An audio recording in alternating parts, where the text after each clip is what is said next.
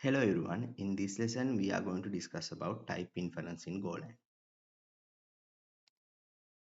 Whenever we declare a variable without specifying its data type using one of these methods, first one is short variable declaration, second one is using var for initialization. The type of the variable will be determined using the value of its right hand side. In this code example, we can see we have variable v of type int. We get the type int because of it has 25 in its right hand side as its value. Then we have C of type string.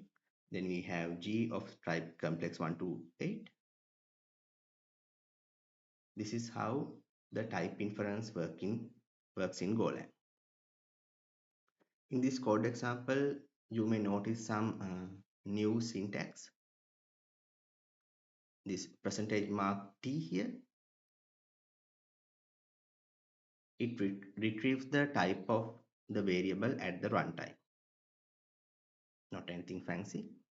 Then we have \n, the new line character.